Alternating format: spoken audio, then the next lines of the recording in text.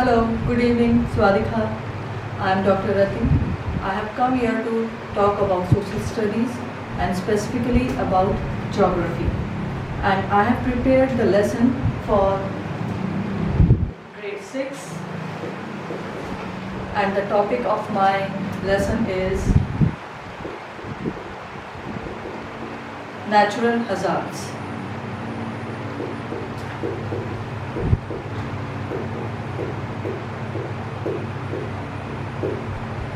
As the name itself says, natural hazards. Natural means events which are created by nature, which are not created by us.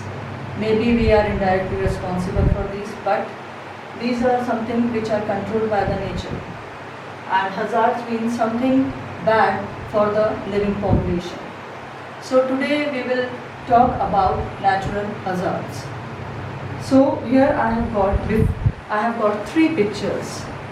Now the picture number one, you can see that the winds are blowing so fast, so hard with great speed, and you can also see the water, the tides are so high and water is entering into the land. Can anyone tell me what is this happening? Yeah, this is a cyclone. Then let's see another picture. What do you see in this picture? In this picture you can see that there is excessive water entered the inland and entering the inland, and these are called floods, again created by the nature. So we can divide the natural hazards into three categories. First is geological hazards,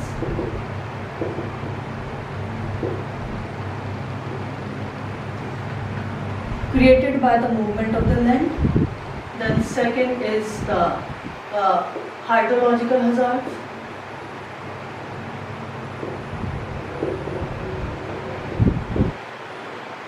created by the water, and the third one is the weather hazard.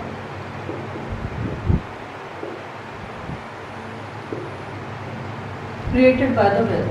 Now in geological hazards we will be talking about earthquakes and volcanoes. In geological hazard we will talk about floods and landslides maybe. And in the weather hazards where there are cyclones, droughts, and so on and so forth. So before we talk about my today's lesson is based on earthquakes and volcanoes. So now before moving to earthquakes, I would like to discuss two things. Whenever a hazard happens, then which population is affected most? Number one, those who are directly in contact there with the hazard. And second are the vulnerable population.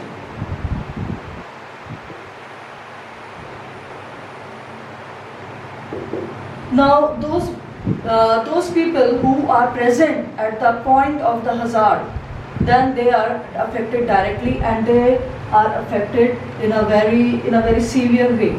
Now here the vulnerable population, by vulnerable population I'm talking about the countries which are underdeveloped and they lack the resources and technicalities to deal with the hazard. I'm not trying to say that rich countries don't suffer, even rich countries suffer, but they are able to manage the hazards in a better way and they have enough resources to manage the hazard. Whereas the underdeveloped countries, they lack these resources and they are not self-sufficient technically to combat the hazards. Now I will talk about geological hazards earthquake and volcanoes.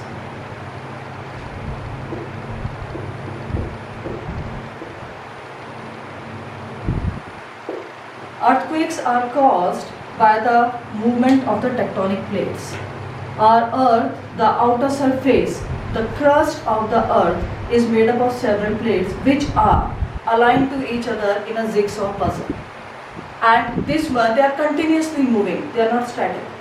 And you can say that number of earthquakes are happening every minute, but we don't feel it because the intensity is very low.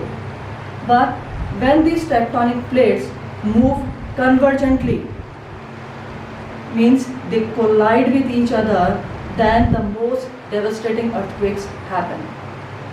But when the tectonic plates becomes divergent, when they move apart, then also earthquakes happen, but they are mild earthquakes.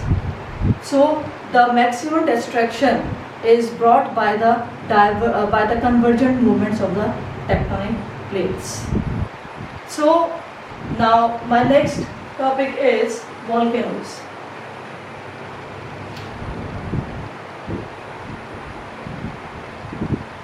Volcanoes are the vent or holes on the surface of the earth from where the pressure and magma is released out by the earth. This magma, when it comes out of the volcano, it is called lava. Along with the lava, a lot of toxic gases and small pieces of stone, they are thrown out.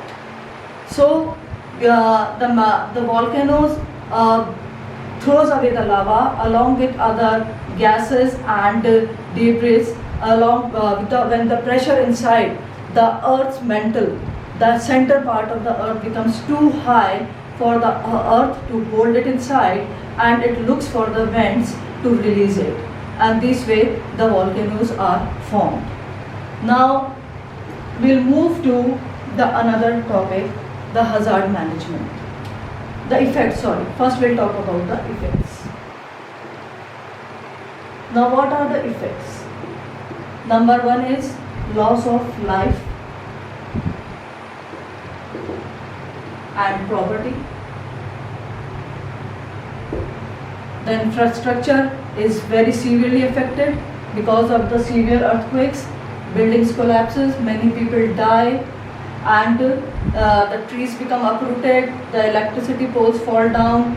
That will result in the disruption of the transport.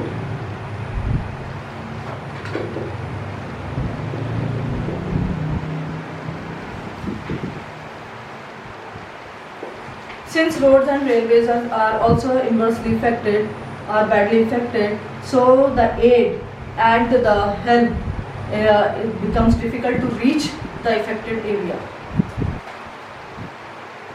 There is a great chances of epidemic outbreak.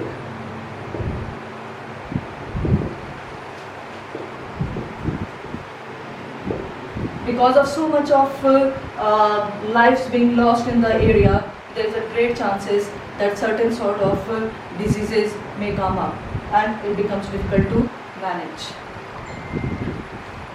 Then it results in the environmental pollution, and this is specifically about the volcanoes. When the volcanoes erupt, they give out lot of poisonous gases and lot of ash and small fragments of rock in the air, that it pollutes the environment. It is very difficult to breathe in such air. Number 5. Loss of connectivity with the other part, with other cities maybe, or other part. Because of because with the earthquakes and it is a high possibility that the electric poles fall, the networks, we lose the network system, so it becomes very difficult to communicate with the other part of the to other cities or to other part of the world to get the aid on time. Now, what can we do? What can we do? How we can manage? Now there are 3 points to manage. First is before. What can we do before the hazard happens? What can we do during? And what can we do after? Now before, there are many instruments which enables us to detect about the earthquakes and volcanoes nowadays. The government should keep a close eye on such monitoring gadgets and inform the population prior to the happening of the hazard.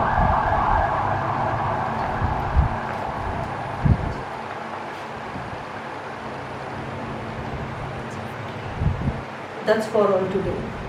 Thank you.